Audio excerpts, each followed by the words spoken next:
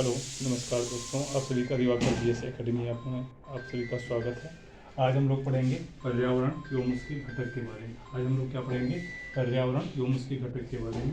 आइए हम लोग विस्तार जानते हैं कि विस्तार क्या होता है। तो पहले विस्तार होगा पर्यावरण अध्ययन की आवश्यकता, फिर होता है पर्यावरण अध्ययन का उद्देश्य, फिर होता है पर्यावरण अध्ययन का महत्व।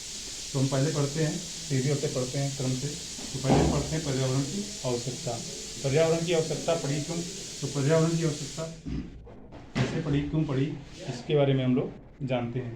पर्यावरण के अध्ययन की आवश्यकता, तो पहली बात है कि पर्यावरण और जीव के बीच में क्या होता है? घनिष्ठ संबंध होता है। फिर दूसरा कारण है संसाधन न्यूनीकरण, मतलब संसाधनों की कमी के कारण क्या हुई? हमें पर्यावरण की पढ़ने की आवश्यकता पड़ी। फिर उसके बाद में होता है संसाधन क्षरण, मतलब संसाधनों का क्या हुआ? मतलब क्षरण हुआ, कमी हुई, सब कुछ हुआ। तो उसके कारण हम क्या करते हैं? पर्यावरण के बारे में अध्ययन करते हैं। इसका कारण क्या है? जनसंख्या दबाव है। तो अगर जनसंख्या ज़्यादा होगी तो संसाधन में कमी आएगी। फिर क्या है? तीव्र वृद्धि दर, जैसे किसमें वृद्धि होती है? भोजन, पानी, आवास में क्या होती है? लगातार हो रही वृद्धि भी इस बात के लिए साक्ष्य है कि हमें पर्यावरण के बारे में जानने की आवश्यकता पड़ेगी। फिर तेजी से बढ़ती हुई तकनीक एवं वैज्ञानिक ज्ञान, तेजी से बढ़ता और तकनीकी एवं वैज्ञानिक ज्ञान भी पर्यावरण के बारे में हमें जागरूक करने के लिए आवश्यकता है। इसके बारे में, पर्यावरण के बारे में अध्ययन करने की आवश्यकता है। तो हम पढ़ेंगे पर्यावरण के एवं उसके घटक। तो पहले हम इसके विस्तार के बारे में जानेंगे। विस्तार इसका ये होगा पर्यावरण अध्ययन की आवश्यकता, फिर पर्यावरण अध्ययन का उद्देश्य पढ़ना है, फिर क्या पढ़ना? पर्यावरण अध्ययन का महत्व। पर्यावरण अध्ययन की आवश्यकता किसके लिए पड़ी? तो पर्यावरण अध्ययन की आवश्यकता पड़ी पर्यावरण और जीव के बीच में क्या होता है? घनिष्ठ संबंध होता है। जीव एवं पर्यावरण के बीच में क्या होता है? घनिष्ठ संबंध होता है। संसाधन न्यूनीकरण, संसाधन क्षरण के कारण है जनसंख्या दबाव और लगातार हो रही तीव्र वृद्धि दर। जैसे जब जनसंख्या बढ़ती है तो भोजन, आवास और पानी में क्या होती है? लगातार कमी आती है। और जब कमी आएगी तो इससे हमें हमारे पर्यावरण को क्या होगा? हानि होगा या लाभ होगा, इसके बारे में हमें पढ़ने की आवश्यकता है। फिर है तेजी से बढ़ती हुई तकनीक एवं वैज्ञानिक ज्ञान।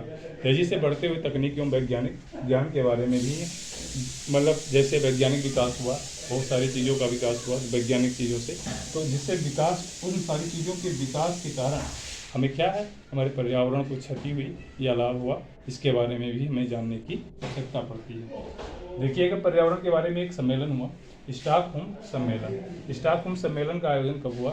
स्टॉकहोम सम्मेलन का आयोजन 5 जून 1972 को। ठीक, आयोजन कहाँ हुआ? संयुक्त राष्ट्र। आयोजनकर्ता कौन था? आयोजनकर्ता संयुक्त राष्ट्र संघ यूएन था। आयोजनकर्ता कौन था? संयुक्त राष्ट्र संघ यूएन था। संयुक्त राष्ट्र संघ की स्थापना कब हुई? 24 अक्टूबर 1945 को। इसका हेडक्वार्टर कहाँ है? न्यूयॉर्क, यूएसए में। न्यूयॉर्क कहाँ पड़ता है? हडसन नदी के किनारे स्थित है। न्यूयॉर्क कहाँ है? हडसन नदी के किनारे स्थित है। फिर उद्देश्य क्या है स्टॉकहोम का? तो इसका उद्देश्य है पर्यावरण अध्ययन पर विशेष बल देना। पर्यावरण अध्ययन पर विशेष बल देना। फिर 5 जून 1972 को इसका आयोजन हुआ स्टॉकहोम सम्मेलन का। फिर 5 जून को हम क्या मनाते हैं? पर्यावरण दिवस मनाने का लक्ष्य रखा गया। 5 जून को क्या बनाने का? 5 जून को पर्यावरण दिवस मनाने का लक्ष्य रखा गया।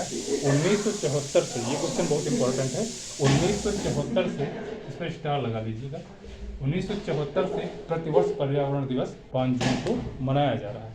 1974 से प्रतिवर्ष पर्यावरण दिवस 5 जून को मनाया जा रहा है।